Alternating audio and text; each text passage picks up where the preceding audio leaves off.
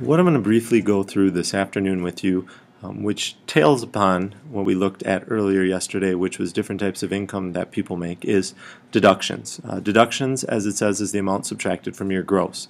It can be required or voluntary, so sometimes your parents will choose to have deductions taken out of their paychecks. Other ones they are forced to do basically by law or eventually pay in, for example, like taxes. Now what deductions will do is they're going to lower your overall income. So we said yesterday gross pay is the amount that you make before any deductions are made. This is typically an area where individuals will mix things up. They'll mix up gross pay and net pay, which is your actual take-home pay. So we talked yesterday about disposable and discretionary income. For a lot of your parents, their net pay is their disposable income. They take that home and they pay their bills and then hopefully have some discretionary income left over. Remember, disposable is the money that you have that's left after you pay taxes, which is one of the largest deductions that your parents do pay. So there's your definition for net. We'll talk about some ways to try and keep those two straight, being gross and net, when you guys get to class tomorrow. Now, there are some examples of required deductions, and we're going to talk a little bit more about these when you get to class, but the first one is federal income tax. So the 16th Amendment to the Constitution says that you have to pay tax on your income, and it does allow for that to happen. I always remember the 16th because when I was 16 I got my first job.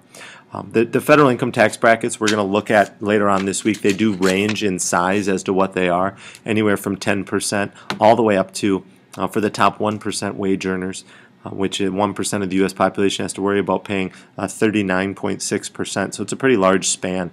A majority of Americans, though, are in about the 15% tax bracket because of the unequitable distribution of wealth that we have in the United States. The next area is Social Security as a deduction. Social Security is 6.2% on all of the money that you make. We're going to look again at Social Security a little bit more later on, but it's sometimes abbreviated on your paycheck as FICA, or the Federal Insurance Contributions Act. This money predominantly goes to individuals who are retired and the elderly. Approximately 80% of the money that is distributed through Social Security goes to retirees like your grandparents who are no longer working. This is a fund that you basically pay now and receive later. So my check goes to your grandparents just like your grandparents' check went to my great-grandparents.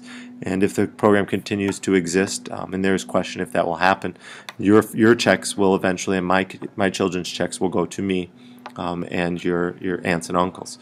So it's used predominantly to help individuals continue to stay alive and pay bills as they age and retire from the workforce, and this is at 6.2%. Medicare, this is health care for elderly. Medicare clocks in at 1.45%. Again, Medicare, when you look at this is money that goes towards basically medical bills for the elderly. Medicaid is healthcare bills for individuals who are of lower income, but Medicare is predominantly for the elderly. And again, this one is at 1.45%. And this is a fixed rate. It doesn't raise or lower like federal does, ranging from 10 to 39.6. Obviously, your parents have options in how they want to pay these taxes, and we're going to look at reasons why. But your parents can pay these throughout the year. So on every paycheck, pay just a small amount. Or if they choose, they can pay one larger sum at the end of the year. But again, majority of your parents do pay a little bit, or if they get 2 checks a month, they pay 1/24 every year.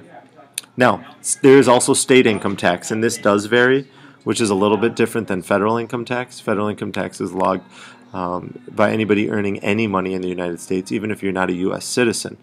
State income tax varies on where you actually make the money.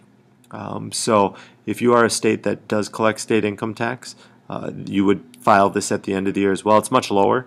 In the state of Minnesota, you're looking at anywhere between 5 and 10%. A max of 10% goes to the state, a low of 5, and there's incremental steps in between. There are some states, though, that do not collect state income tax, and they're predominantly states that have a large tourism base, or they have a large resource base in for example, oil. So like Alaska, South Dakota, North Dakota, Texas, Wyoming, those are all states that don't have state income tax, but they have a lot of wealth in oil, and that money is used then to offset the revenue that would be generated by state taxes. Now, on the other hand, Florida and Nevada, being very popular travel locations and for tourism, are also states that don't have a state income tax, but they generate a large portion of their revenue through state money instead. So overall, like I said, much lower percent than federal taxes, looking between 5 and 10% for the most part. It is usually proportional, which we're going to get into, which means that it is tiered. So based on the percentage of money that you make, you will be paying an increasing percent, and we'll look at some charts as this goes through. There are a couple states that do use a flat tax. For example, Colorado does. It's around 3.84%. So at 3.48%, it's a flat tax. So your first dollar or your millionth dollar is taxed at the exact same rate. And again, we're going to get more into flat taxes as time goes on here, and proportional taxes, and who would favor each one of those. And here you can see for Minnesota, like I said, and we'll spend more time on this tomorrow, anywhere between 5.3 and 9.8%. You can see the different dollar amounts that you're claiming and where those will be made. Now we said that even those states with no income taxes, they do still have to generate revenue. They do still through various taxes, and we're going to look at some of the ways I want you to think for tomorrow, what some of the different ways that they generate those taxes from. There are also some optional deductions that your parents may have taken directly out of their paychecks. Things that aren't required, but they may do just for ease, and I want you to think about other ones in addition to the list that I've created. But for example, savings. Savings would be one where automatically it goes into a savings account, so they don't have to think about that and why they may do that. There's also retirement, kind of a save now to retire later, and we're going to talk about 401ks and Roth IRAs later on, but these are retirement accounts where your parents will put money away initially right now in hopes of growing it so eventually they can retire. Then obviously healthcare and different types of insurances are the most. On average, about $600 a month. And again, is going to vary by employer. Varies if you have a family, varies if you're single, if you're old.